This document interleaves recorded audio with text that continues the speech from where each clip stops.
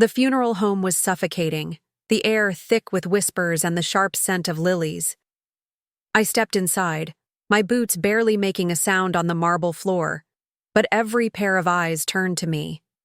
Not with warmth, but with a cold, piercing judgment. My brother Liam stood at the front, his suit flawless, his smirk cruel. "Didn't think the traitor would dare show her face," he said, loud enough for the room to hear. The word cut deep, but I held my head high, weaving through the crowd to a lone seat in the back, where the unwanted belong. No one acknowledged me, not my aunts, not the old family friends who once brought me cookies. My stepmother sat rigid, her gaze sliding past me like I was invisible. I was Sophie, the daughter my mother, Helen, had disowned, branded a traitor for speaking a truth she couldn't face. Why was I even here, sitting in this room full of strangers who'd written me off? Then a lawyer, gray-haired and somber, stepped to the podium, clutching a sealed envelope. "Before we continue," he said, his voice steady, "I must read a letter. It's for Sophie." My name echoed like a gunshot. The room froze. Liam's smirk vanished, his eyes narrowing. Every stare locked onto me, heavy with shock and suspicion. Why would my mother, who'd erased me from her life, leave me anything? Where are you listening from today? Drop it in the comments below. And if this story resonates with you, please hit that subscribe button to join our journey of healing and truth. I sat there in the back row, the weight of those stares pressing against me, my fingers tracing the edge of my worn leather bag. I'm Sophie, 32 years old, and I used to be someone else, someone who believed in family. In truth, in the idea that doing the right thing would matter. I was a journalist once, an investigative reporter for a small Seattle paper, the kind who'd stay up all night chasing a lead, my desk buried under stacks of notes and coffee cups. My brown hair was always tied back, my eyes sharp from years of digging for answers. But beneath that, there was a quiet ache, a scar that never quite healed. I grew up in a house that gleamed on the outside. Big windows, manicured lawns, the kind of place that screamed success. My mother, Helen, was the heart of it all. A real estate tycoon who could sell a crumbling warehouse like it was a palace. She was fierce, magnetic, but cold in ways I didn't understand until I was older. My brother, Liam, 5 years older, was her shadow. Charming, ambitious, always one step ahead, always watching me like I was a rival. I loved them both, though, the way you love a storm even when it tears your world apart. 4 years ago, everything changed. I was 28, still hungry to prove myself as a journalist, when I stumbled across documents in Mom's office, contracts with my name on them, accounts I'd never opened, transactions that smelled like trouble. She'd used my identity to hide, income, to dodge taxes, to keep her empire clean. I confronted her one night, my voice shaking but steady. "This isn't right, Mom," I said. "You can't do this to me." Her eyes turned to ice.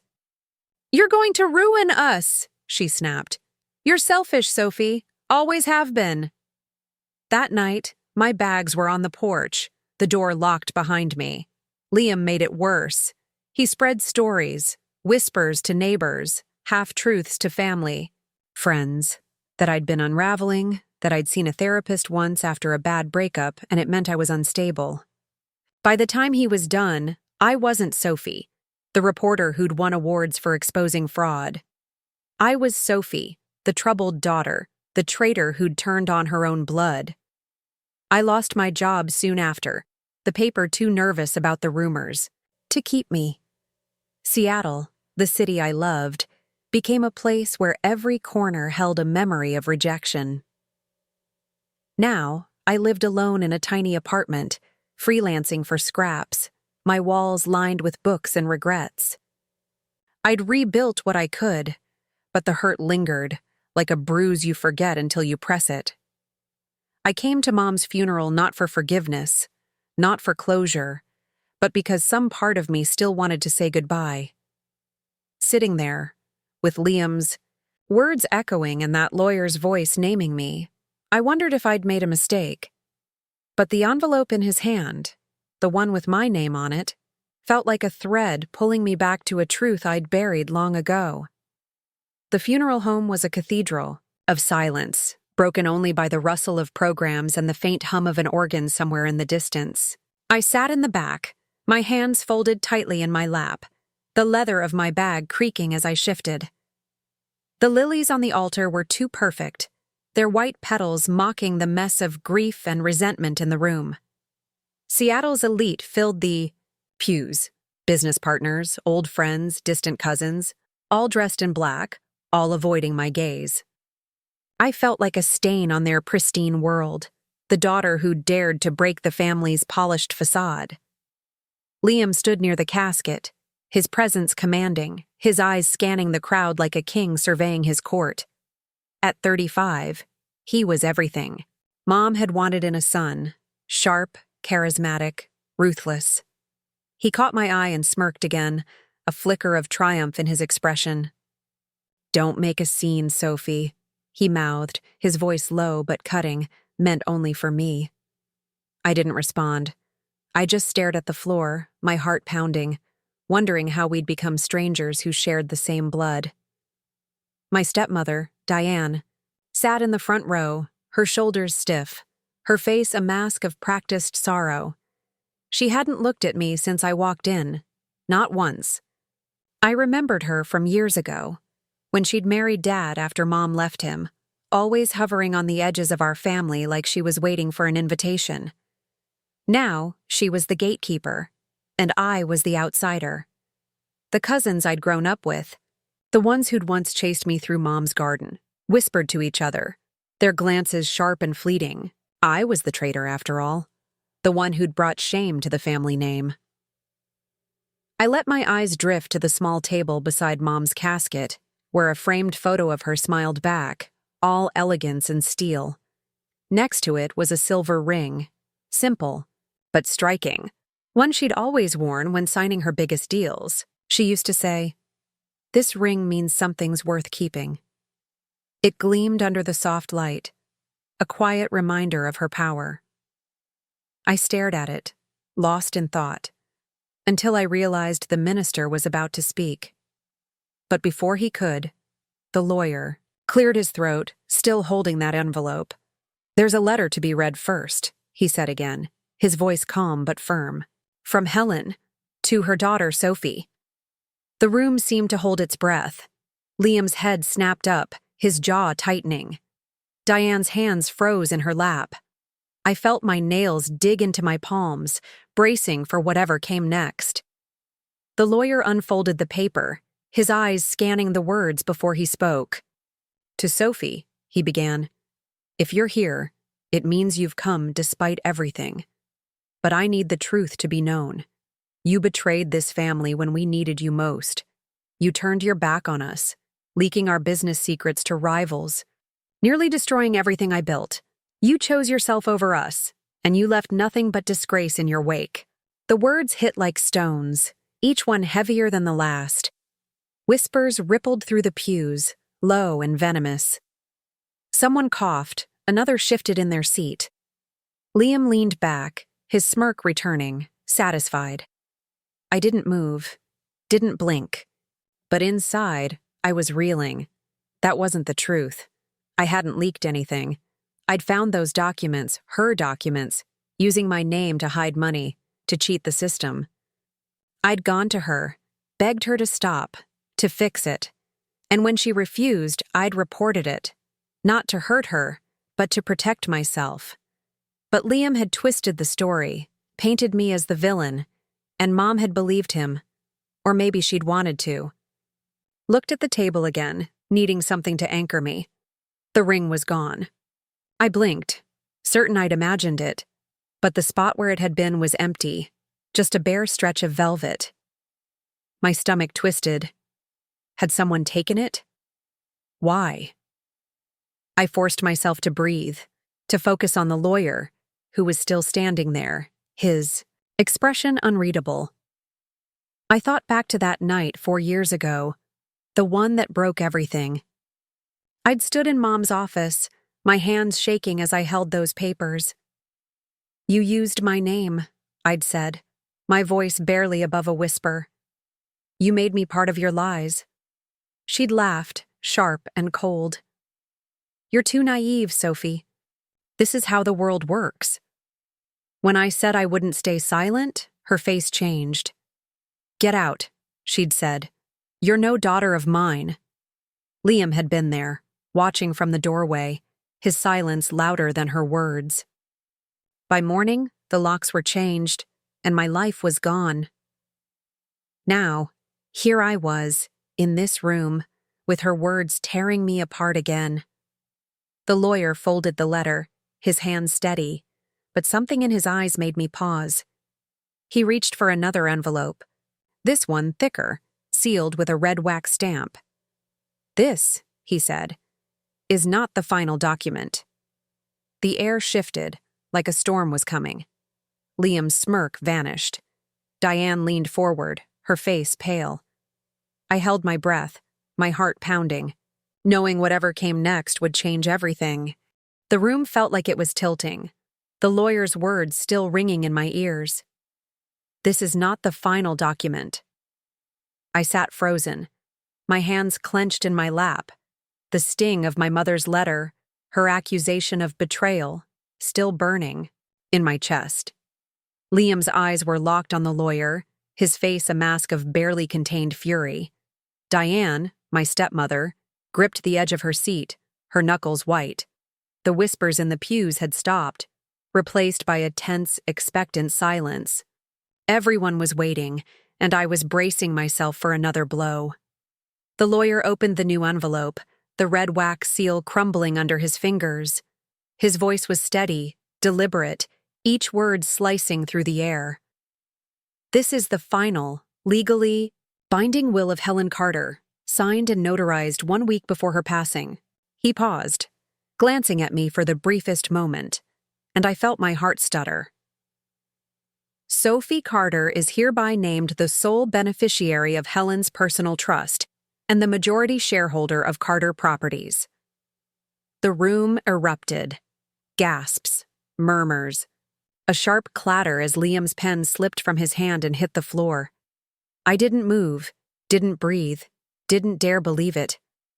My mother, the woman who'd called me a traitor, who'd locked me out of her life, had left me everything. It didn't feel real. It felt like a trap, like another way to hurt me. Liam surged to his feet, his voice shaking with rage. "This is absurd," he shouted. "She wasn't even in contact with Mom. She abandoned us. That can't be right." The lawyer didn't flinch. This document was signed in the presence of 2 witnesses and filed with the estate office. It supersedes all prior wills. Diane stood abruptly, her heels clicking as she walked out, the double doors slamming behind her. I could feel every eye in the room on me, some curious, some hostile. But I kept my gaze on the lawyer, searching for answers in his calm expression. I thought back to the last time I'd seen Mom, 6 months ago, outside her office in downtown Seattle. I'd heard she was sick, a rumor from an old colleague, and I'd gone to see her hoping for something. Closure, maybe. She was in her car, her face pale, her hands trembling on the wheel. "You shouldn't be here," she'd said, her voice sharp but tired. "Liam's handling everything now." I'd tried to speak, to tell her I hadn't meant to hurt her, but she drove off, leaving me standing in the rain. I'd thought that was the end. Now the lawyer stepped away from the podium, and the minister took his place, but I barely heard the eulogy. My mind was spinning, replaying Mom's letter, her accusation, and now this will. Why me? Why now? As the service ended, people began to file out, their whispers trailing behind them. Liam lingered, his eyes burning into me, but he didn't approach. I stayed in my seat, waiting until the room was nearly empty. The lawyer approached me, his steps quiet. Miss Carter, he said, his voice softer now. There's something else. He handed me a small, yellowed envelope, sealed with care. Your mother asked me to give this to you, but only if you came. My fingers trembled. As I took it, the weight of it heavier than paper should be. I didn't open it right away. I just held it, feeling the faint texture of her handwriting through the envelope. I slipped out of the funeral home, needing air, needing space. The Seattle sky was gray, the air cool against my face. I found a bench under a covered walkway and tore open the envelope, my breath catching as I recognized Mom's elegant script. Sophie, it began. If you're reading this, I'm gone, and I owe you the truth. I was wrong. You saw what I couldn't, what Liam was doing to our company to me. He manipulated the books, used my trust to line his pockets, and I let him convince me you were the enemy. Your courage scared me, and I punished you for it. I'm sorry. Take what's yours, and don't let him take it away. I read it again, then again, the words blurring as my eyes stung. It wasn't forgiveness, not exactly, but it was something I'd never expected. An acknowledgement. My mother had seen me, even if it was too late. I reached into my coat pocket, needing to ground myself, and froze. There, tucked inside, was the silver ring from the memorial table, the one that had vanished. A tiny slip of paper was wrapped around it, in Mom's handwriting. Keep it, you're worthy. My heart pounded. She'd left it for me, a quiet act of redemption, a piece of her I could hold on to. I slipped the ring onto my finger, its weight steadying me. For the first time in years, I felt like I wasn't alone. The boardroom smelled of polished wood and stale coffee, a sterile contrast to the raw grief of the funeral. I sat across from Liam at the long mahogany table, my hands steady, on the folder in front of me. The shareholders of Carter Properties filled the room, their faces a mix of curiosity and unease. Liam leaned back in his chair, his suit as sharp as his smile, but his eyes were cold, calculating. He thought he'd already won. He thought I'd run again, like I had 4 years ago. But I wasn't that Sophie anymore. The chairman called the meeting to order, and Liam wasted no time. For clarity, he said, sliding a document across the table. This is Sophie's resignation letter, signed 3 years ago, relinquishing all her shares and voting rights. He paused, letting the words sink in. His gaze locked on me. She has no claim here. Murmurs rippled through the room. A few nodded, others shifted uncomfortably. I didn't touch the paper. I didn't need to. Interesting, I said, my voice calm, though my heart was racing. You didn't expect me to show up, did you? Liam's smile tightened, just a fraction. I reached into my bag and pulled out a USB drive, placing it on the table like a gauntlet. I'd like to share something. It's been reviewed by legal. The chairman nodded, and I plugged the drive into the laptop, my fingers steady despite the tremor in my chest. The speakers crackled. Then a voice filled the room. Liam's voice, smug and careless, recorded by a former assistant who'd grown tired of his games. Sophie's signature? Easy, he said, laughing. I've been signing her name since we were kids. Scan it, file it, done. The recording went on, detailing how he'd faked the resignation, how he'd siphoned funds from Mom's trust, thinking no one would notice. The room went still, the air thick with shock. Liam's face drained of color. His hands gripped the table, his knuckles white. That's not real, he stammered. You can't prove. I cut him off, sliding a printed email chain across the table, time-stamped and verified, showing his instructions to forge the document. It's all here, I said. And there's more. The trust's financials don't add up, Liam. Mom knew. That's why she changed the will. The chairman's eyes widened as he scanned the emails. A board member whispered, "This is fraud." Another muttered, "Unbelievable." Liam opened his mouth, but no words came. For once, he had nothing to say. I leaned forward, my voice steady but firm. I didn't come here to take anything from you, Liam. I came to take back my name, that's all. The chairman cleared his throat. Given this evidence, I'm calling for an immediate audit of the trust and company accounts. All in favor? Hands went up, one by one, until the vote was unanimous. Liam sat frozen, his empire crumbling around him. I gathered my papers, stood, and walked out, the weight of the silver ring on my finger grounding me. I didn't look back. I didn't need to. The truth was out, and for the first time in years, it wasn't just mine to carry.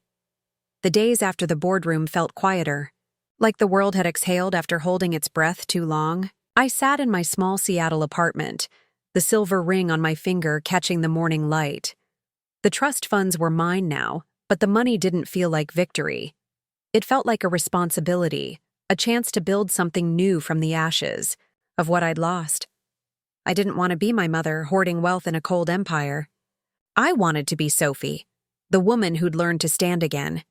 I used the funds to start a nonprofit, a safe space for young women who'd been silenced, by families, by rumors, by the weight of truths no one wanted to hear. We called it Haven, a single word that felt like a promise. Every week, I'd sit in a cozy office, its walls lined with books and soft lamplight, listening to their stories. Their voices, shaky at first, grew stronger, and in them, I heard echoes of myself. Helping them didn't erase my scars, but it made them feel like they had purpose. One evening, while sorting through old boxes, I found a small notebook, its leather cover cracked with age. It was Mom's, tucked away in a drawer I hadn't touched in years. I opened it, my breath catching at the sight of her handwriting, elegant, precise, like her. The pages were filled with notes, business ideas, but scattered among them were moments she'd written about me. Sophie, age 10, won the school essay contest today, so proud. Sophie, 16, asked hard questions about my work. She's fearless. My eyes stung. I hadn't known she'd seen me like that, even for a moment. The notebook wasn't an apology, but it was proof she'd loved me, in her broken way. I closed it gently, pressing it against my chest. Liam hadn't reached out since the audit began. I heard he'd left town, his name stripped from the company letterhead. Diane sent a curt email, saying she needed space. I didn't reply. I'd spent years chasing their approval, thinking it would make me whole. But sitting there, with the notebook in my hands and the ring on my finger, I realized I didn't need them to see me. I needed to see myself. Life taught me that healing isn't about forgiveness or neat endings. It's about choosing to build when everything's been torn down. It's about knowing your worth, even when the people who should love you turn away. I wasn't here to prove them wrong. I was here to prove myself right, to live as the woman who'd fought for truth and come out stronger. One afternoon, a girl from Haven, barely 19, stopped by my office. Her name was Mia, her eyes bright but guarded. "You gave me the courage to tell my story," she said, her voice soft. "Thank you."